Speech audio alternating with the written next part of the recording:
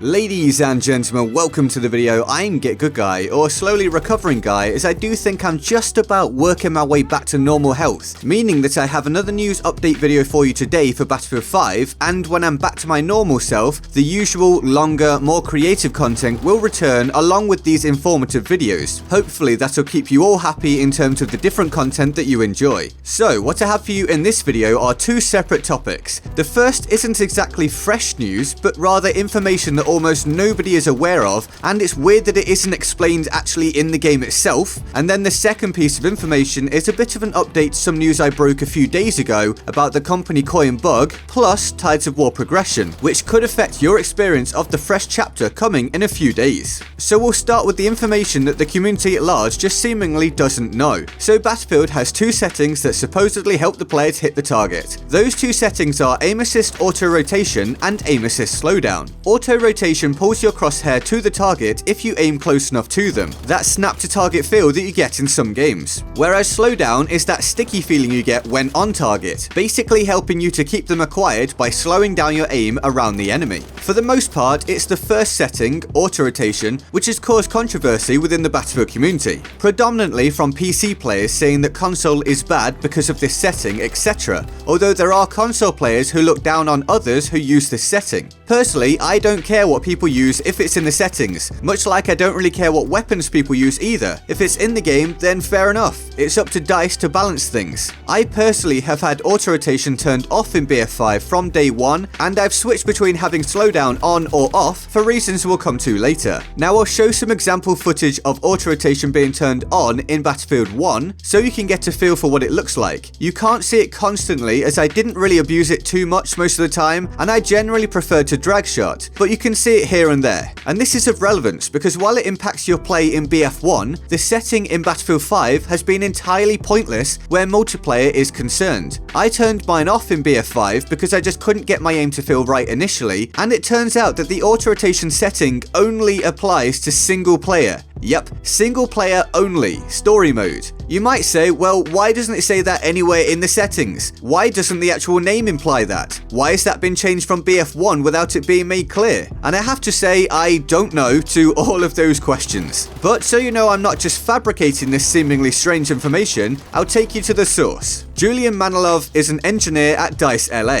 and he states that the snapped target on zoom auto aim assist is removed from multiplayer in Battlefield 5. Only slowdown/sticky stays. So my turning off of the auto rotation setting in Battlefield 5 because it didn't feel beneficial was because it wasn't actually functional. It also means that all those comments that I and others get about auto rotation being behind good aim are entirely false and now laughable. So good work, you trolls. All your comments now look ridiculous. Now the reason why some people are so sure there's auto rotation or just feel like aiming can be super unnatural sometimes is the slowdown setting. This is what I briefly referenced earlier about me turning it on and off at different times because it just feels weird. It's too strong and sometimes whips your aim away from where you want to be because someone ran across your sights, or stops you from aiming at the target because it feels like it's slowing down behind them. And I have good news here, as Julian Manilov added, and soon you'll be getting sliders instead of on/off switch so you can turn down the slowdown sticky if you find it too strong. Also separate adjustment for infantry versus vehicles. This is excellent news. We'll actually be able to fine-tune this setting to where we want it. This applies for both console and PC, by the way. This all applies to both platforms. I'm personally looking forward to not having my aim stuck behind the enemy anymore. Absolutely can't wait for that. Plus, Manilov tacks on to the end something that is relevant to what I mentioned in my practice range video about it feeling strange. He says, and one last thing, don't judge the auto aim or aim assist, I'm not sure, by the practice range map. For whatever reason, it seems that that map is currently set to use single player aim assist. I'll ask to get it changed. So the aiming in the practice range really is different to the standard multiplayer, which is crazy, but at least that might be altered and therefore become an actual better practice tool for those who want to sharpen up their skills for multiplayer. And so that's the info regarding aim assist that seems pretty damn important considering aiming is potentially the most core mechanic of an FPS game such as Battlefield, and yet I imagine 99% of people aren't aware of what those settings are actually doing in BF5 currently. But now you know. plus you're aware of the changes coming to improve them and thus possibly improve your own aim as well. And so now we'll get to the quick little update piece for what I mentioned the other day. I produced a video saying that the company coin bug had a fix, but that it was also displaying the company coins you earn incorrectly for a lot of people and actually wasn't properly working for everyone. It turns out that it wasn't working for seemingly more people than I had anticipated from the given information. Well, since then, Jacob Ashmal, producer at EA Dice Stockholm, has said, Battlefield 5, we think that we are really close to solving the remaining issue with the company coin earnings, as well as the Tides of War progression system. Currently, we are doing the final testing this weekend on the next update and then attempt to get it certified. He follows on from this with, then on Monday we will test the proposed fix for both company coins and the Tides of War progression. If we can confirm that it works in test, we aim to release it as soon as possible after the Chapter 2 update. Hopefully server/backend fix only so we can push it out fast. So keep in mind this is after the update, not before, which is a shame, but such is life. And then finally he says, the issue with the company coins showing an incorrect amount on the end of round will still be present though, but we are looking at what we can do to prioritize fixing that, or perhaps temporarily just disable the counter. So this is good news if it all works. Company coins are a basic aspect of the game that absolutely have to function properly for progression, and the Tides of War progression issue is something I've been very vocal about before, so I won't go into detail about it today, but suffice to say that it also desperately needs to work, and it looks like we'll find out in a few days or so if it actually will, or if we'll have more bugs to put up with. And so that's your update for today. Let me know what you're most excited for regarding this information, any news I've talked about recently, or the upcoming Lightning Strikes Tides of War chapter in the comments below.